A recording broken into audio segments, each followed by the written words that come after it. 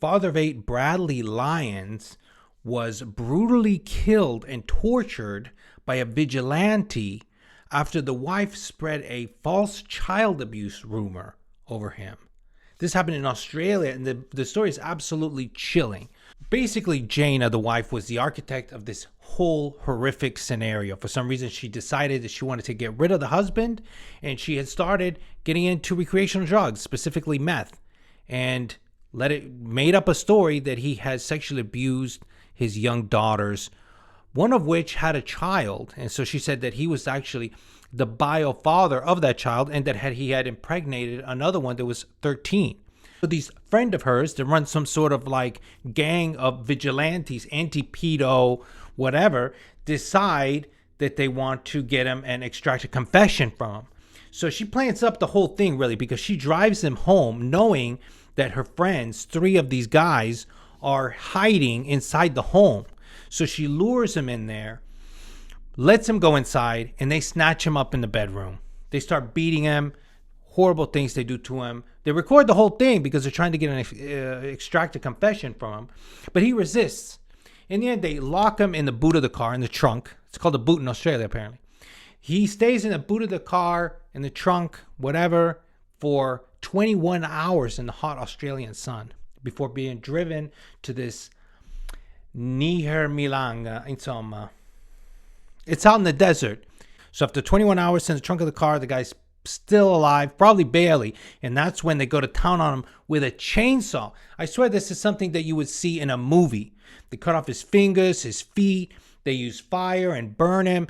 Through this whole horrific ordeal, he never confesses because he's innocent. And none of those stooges think or wonder, hey, should we just believe that what that lady said? Shouldn't we do our own little investigation before we go nuts on this poor dude? Nobody thinks that. Well, eventually they dig a hole, they blow out his kneecaps with a shotgun, and then finally shoot him in the head with the said shotgun and finish him off. Well, there's CCTV from the neighbors showing them loading the dude in the trunk and this whole thing. So it doesn't take long for police to come and arrest the guy. Here's a picture of the dude that carried out this whole thing. I mean, the guy's walking around thinking he's a hero. But anytime you fantasize or want to torture somebody, there's something mentally wrong with you. Anyway, he gets life in prison. This is a court case that was just ongoing. What you're not going to believe is the amount of time that they gave the wife. So you're thinking, oh man, she must have got 20 years, something. She was the architect of the whole thing. It was through her actions, through her lies, that this whole thing got started. It's not like some random schmuck, this Albert Thorne that did the murder, came out of nowhere. She told him, knowing that he would take action. She let him in the home. Anyway, she got 7 years, out for parole in 4. That news, just thinking about that, what that poor dude went through. And she gets 4 years. That's it. She's out. She can do the same thing to somebody else. I don't know what to say about that. Like you hear stuff about this happen, and I just don't think that justice was served. I know that he's doing life. But that still doesn't feel like justice. I don't know. It's one of those things. Like people talk about, oh, but people lie. It's so rare that somebody would lie about certain things. You just have to assume that they're telling the truth. And it's like, man, listen. I don't know if you guys remember the story where I was jumped in my workplace, over that lady saying that I spit in her face. Well, it was a lie. She used that lie to convince her boyfriend to get his boys to come jump me. And to this day, it's mind-boggling. But guys are always manipulated so easily by women. It's frustrating. So a lot of the guilt lies on these dudes that are, the thing that I was thinking about is how it's kind of a defense mechanism, right? Women are not able to physically overpower men usually, right? So they have to be a little bit more conniving, sneaky. A lot of times it's via proxy, right? Women will talk to some dude and will convince him to do the dirty work. I saw it all the time when I used to be a bartender. You don't know how many times some dude got his ass kicked for fights the girlfriend started. Agabito. So, I'm not trying to say all women are manipulative or anything like that. I'm just saying that this happens more often than you would think, because it's even happened to me on multiple occasions.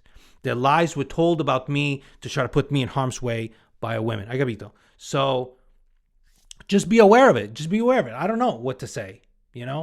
I was talking to my wife and I was saying this guy, young guy, lived his whole life not realizing that that would be his end. Like he's going about his day, just living a normal life. And it's like, it's in your destiny, it's in your fate that you're going to die a horrific death at the hands of some, I don't know, Australian redneck. Chi lo sa chi è questo, eh? It's horrible. It's just, and it's not something anybody knows. Hell, I could have a horrific death in my future or a horrible fate, but you just don't know. It's just crazy, man. You just have to, prepare. You have to be cautious. You have to be cautious. But how cautious can you be? Did you think this guy knew that he was married to a psycho? I don't know. Look at that marriage photo. She got the hair going, so I don't know. But really, like whoever you marry, who you associate with, you got to be careful, man. These are very important decisions.